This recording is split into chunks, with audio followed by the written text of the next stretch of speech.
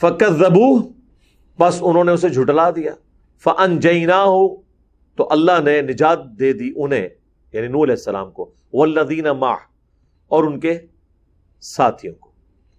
اچھا آپ دیکھیں گے انبیاء کرام کے لیے اور ان کے ساتھیوں کے لیے اللہ تعالیٰ جب اکٹھا ذکر کرے گا تو ہمیشہ ذکر کرے گا وَالَّذِينَ مَعَهُ، ہمارے نبی علیہ السلام کے لیے ہے محمد رسول اللہ وَالَّذِينَ مَعَهُ، لیکن جو صحابی کی ٹرم ہے نا یہ زیادہ عام ہو گئی، حالانکہ قرآن جس ٹرم سے بھرا پڑا ہے نا وہ ہے وَالَّذِينَ مَعَهُ، جو لوگ ایمان لے کر آئے ان کے ساتھ۔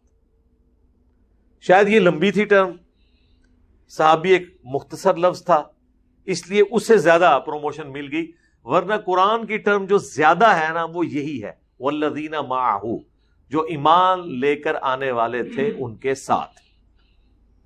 اس طرح سے کئی ایک ٹرمنالوجیز عام ہو جاتی ہیں، نبی کا لفظ زیادہ استعمال ہوتا ہے، رسول بہت کم استعمال ہوتا ہے۔ ہم ذکر کرتے ہیں کیا کہتے ہیں انبیاء کرام، ویسے نبی اور رسول انٹرچینجبل الفاظ ہیں، لیکن آپ دقت نظر سے دیکھیں تو رسول وہ ہوتا ہے جو دھمکی لگاتا ہے اور نبی صرف دعوت پیش کرتا ہے۔ اس کی اور مثالیں بھی موجود ہیں، مؤمن اور مسلم۔ مسلم وہ ہے جو سر تسلیم خم کرے، اللہ کو، رسول کو، آخرت کو مان لے۔ مؤمن وہ ہے جو اللہ اور رسول کی مان لے۔ لیکن عموماً مسلم اور مومن یہ انٹرچینجبل الفاظ ہیں۔ ایک تیسرا جوڑا بھی ہے، جہاد اور قتال۔ عموماً ہم جہاد ہولی وار کو، ہولی جنگ کو کہتے ہیں، لیکن قرآن کی ٹرم میں جو دعوت و تبلیغ کا کام ہے یہ بھی جہاد ہے۔ فَلَا تُطِعِ الْكَافِرِينَ وَجَاهِدْهُمْ بِهِ جِهَادًا كَبِيرًا، آپ نے کافروں کی اطاعت نہیں کرنی، کوئی پرواہ نہیں کرنی ان کی، اور قرآن کے ذریعے بڑا جہاد کرنا ہے۔ اب یہ مکی آیت ہے سورۃ الفرقان کی، لیکن جو میدان جنگ میں آپ کھڑے ہوتے ہیں نا اس جہاد کے لیے اسپیسیفکلی جو لفظ استعمال ہوتا ہے وہ قتال ہوتا ہے، لیکن عموماً یہ انٹرچینجبل الفاظ ہیں۔ یہاں تک کہ امام بخاری نے تو وہ جو حدیث ہے نا کہ میری امت کا ایک گروہ قیامت تک حق کی خاطر قتال کرتا رہے گا، اس کے اوپر باب باندھا ہے ہوا اہل العلم، یہ اہل علم ہو گئے۔ امام بخاری علم کے ساتھ جہاد کرنے کو بھی قتال سمجھتے ہیں، ویسے ہے قتال ہی ہے۔ علمی جہاد کرنے کے اوپر کیا صحیح العقیدہ علماء کو قتل نہیں کیا گیا امت میں؟ حضرت امام ابو حنیفہ کو زہر کا پیالہ نہیں پینا پڑا، حضرت امام نسائی کو شہید نہیں کیا گیا، امام مالک کو کوڑے نہیں کھانے پڑے، امام احمد بن حنبل کو عباسی خلفاء کی طرف سے آئی ہوئی تکلیف کا سامنا کیا نہیں کرنا پڑا؟ تو انہوں نے کوئی تلوار تو نہیں اٹھائی ہوئی تھی، علم کی تلوار تھی، اور سر علم کی تلوار وہ ہے جو ٹوٹتی نہیں ہے، نہ اسے زنگ لگتا ہے، نہ یہ پرانی ہوتی ہے۔ دیکھ لیں ابھی تک موجود ہے جی، جنگیں لڑنے والوں کی تلواریں تو شاید ایک آدھ آپ کو کسی عجائب گھر میں مل جائے، لیکن جنہوں نے علمی تلواریں تھی جن کے پاس وہ ٹیبلوں پہ سجی ہوئی ہیں گھر گھر میں، اور سارا ثواب ان لوگوں کو ہو رہا ہے جو صحیح مسلم کی حدیث ہے کہ میت کو 3 اعمال کا ثواب ملتا ہے، صدقہ جاریہ، علم کی بات، اور نیک اولاد جو دعا کرتی ہے۔ تو علم کی بات جن لوگوں نے لکھی ہے کیا ان کو ثواب نہیں مل رہا؟ یقیناً مل رہا ہے۔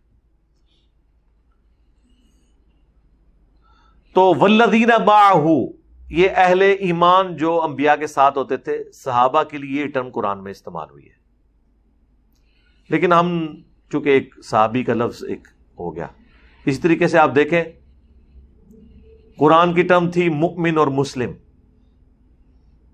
لیکن مسلمانوں کی ٹرم ہے سنی اور شیعہ، حنفی اور شافعی۔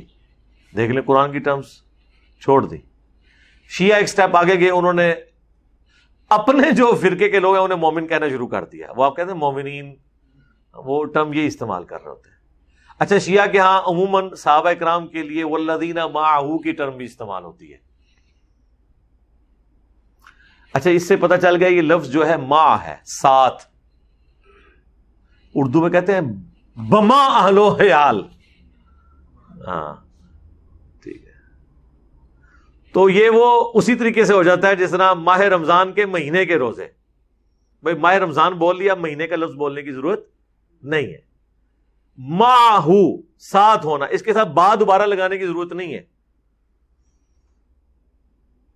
تو نجات دی اللہ نے نوح علیہ السلام کو، والذین معہ ان کے ساتھیوں کو، فی الفلک کشتی کے اندر. اب یہ تفصیل کے ساتھ ذکر سورہ ہود کے اندر باقی صورتوں میں آئے گا، یہاں مختصر ذکر ہو رہا ہے.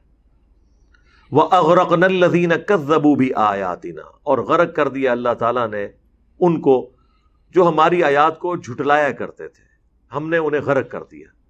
إِنَّهُمْ كَانُوا قَوْمًا عَمِينَ، بے شک وہ لوگ ایسے تھے جو اندھے ہو چکے ہوئے تھے. اور یہاں اندھا ہونے سے مراد دل کا اندھا ہونا ہے، روحانیت کی آنکھ بند ہونا ہے. روحانیت یہ صوفیہ والی روحانیت نہیں، اللہ کی شناخت والی. اندھے ہو چکے ہوئے. اچھا، اب یہ سیم ملتے جلتے الفاظ آپ کو نا تمام رسولوں کے لیے ریپیٹ ہوتے نظر آئیں گے، اس لیے میں اتنی تفصیل سے بات نہیں کروں گا. میں اس پورشن میں کافی تفصیل کے ساتھ بول چکا ہوں. اچھا، اب آپ سوچیں گے کہ اہل ایمان تو بچا لیے گئے، باقی کافر غرق کر دیے گئے، تو یہ پھر بعد میں کافر کہاں سے دنیا میں آ گئے؟ مومنین کی اولادیں مومنین ہی ہونی چاہیے تھی نا.